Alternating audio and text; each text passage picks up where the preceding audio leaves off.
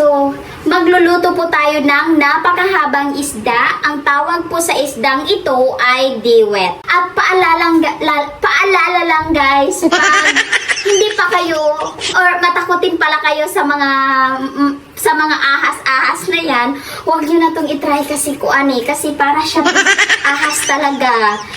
It looks like snake but this is fish at mahuhuli po natin ito sa dagat. Hindi po natin ito mahuhuli sa guys, sa kagubatan. Baka iba na yun. Ay, banako na pala yun. Kaya cobra nawa na. Baka ikaw pa ang kainin sa cobra. Ganyan siya kahaba ang isdang gawet. Para siyang ahas sa dagat pero masarap naman. So, hugasin na po na.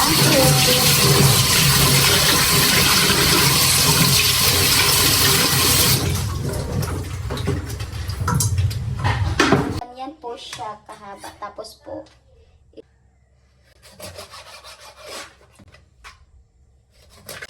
diba?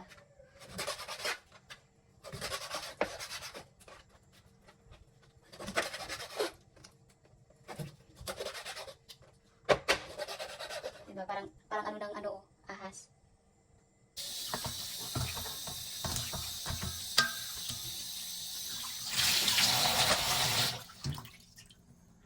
Ganito po yung kanyang bibig.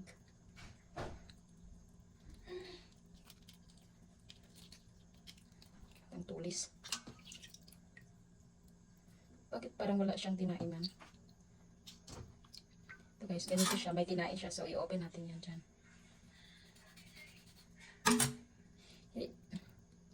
Ganyan lang yung tinain niya. Diba? Ganyan. Malinis lang naman. Diba?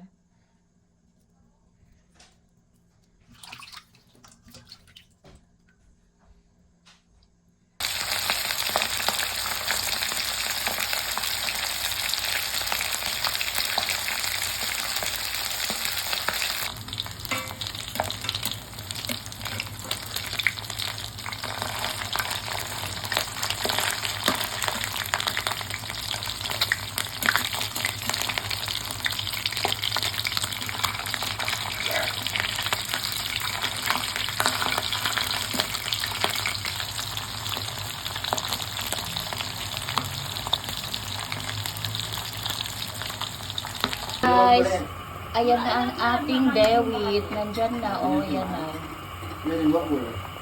Sabol ko yung malunggay. Ano yan siya?